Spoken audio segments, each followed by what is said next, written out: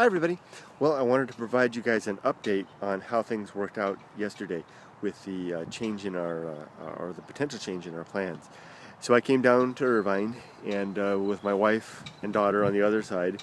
The timing was just right. I got down here just as they were waking up on Sunday morning. It was Saturday afternoon here while I was doing that. And we set out to solve the problem. And what we needed to do was, remember, the school is the foundation. That's the reason we chose Irvine in the first place. That in addition to the Japanese market. But there were several Japanese markets, but we really wanted this school for Emily. So we needed to find a solution where Emily could go to that school and live in that district. And, oh, there's geese. Do you see the geese over there? Over the grass? Honk honk. And then a couple more over there. So we needed to figure this out, and we were being a little bit picky with where we wanted to live. I guess we're trying to get it all. Well, if you're gonna mastermind a new life, and you've got more than a year to make it all happen, why not spend some of that time trying to devise it to be the best one you want? I mean, Yumiko, my wife, lived in the United States for 12 years, and the hardest part of living in the United States for her was, I think, this is what she's communicated to me,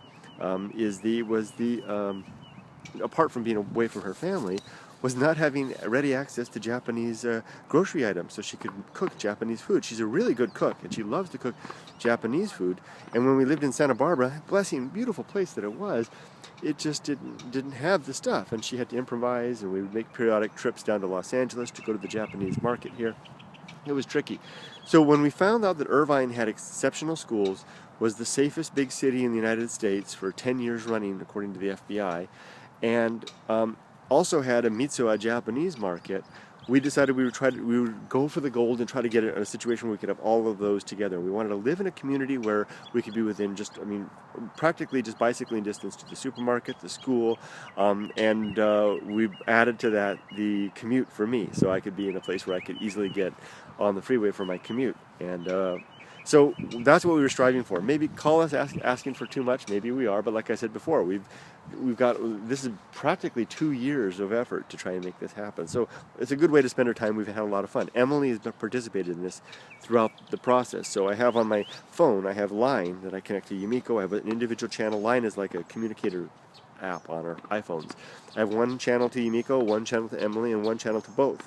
And so when I come down to these Irvine things, I channel to both of them, and I communicate. I show them, when we started this out, reconnoitering the neighborhoods, showing us the various options, going in and doing the apartment tours. I mean, I turn the camera on and actually show them the apartment, and my wife would say, no, go back and show me the closet a little more.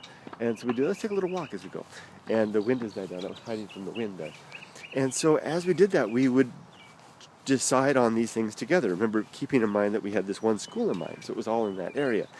And we had all figured it all out. And if you didn't see yesterday's video, a visit to the school on Friday revealed to me that they call it an interdistrict transfers, I think is what it's called, and a variance of some sort, where they would allow us to live outside of that school's particular district in order to go there. And when we discovered that that was possible, we thought, well, hey, maybe we can live in an area, take advantage of that, live in an area where that's outside of that. Now, here's the geese.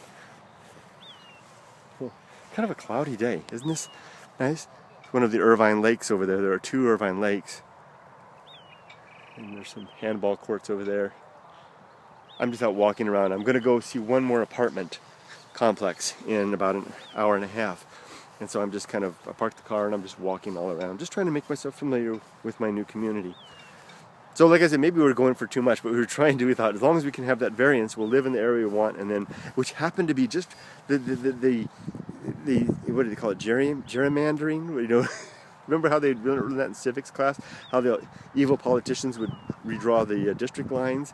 Well, the district line is such that the community we wanted to live in is just right next to the school, but it's kind of in a different place. So we figured we'll live here, we'll go to school there, we'll use the variance, and Emily can go to both. And then we found out that after a year, or no, not after a year, after Emily, when Emily gets into the school district, they'll test her English ability, and if her English ability is below par, she'll go to that particular school that we want her to go to until her English rises to such a level that she can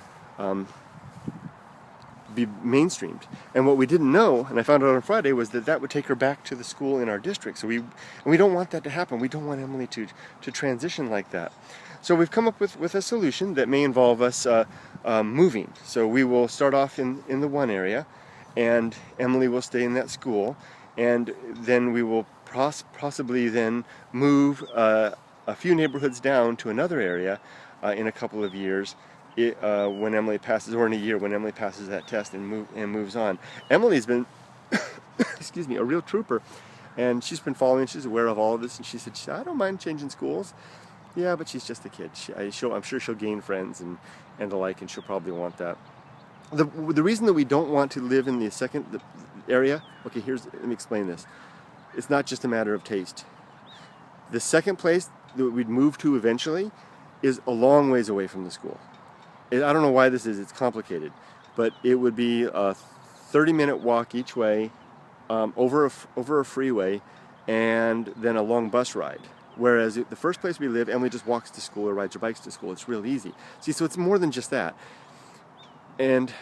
But the benefit is that if we do move, that will be at a time, just about the time that Emily will be eligible for her driver's license in California. So we get her a car, and then she can just drive to school like all the other kids. So that'll work out well. So she'll just we'll move to another apartment, or maybe by then we'll be able to get something different. Maybe explore other options, get a proper home in the neighborhood that we want to live in.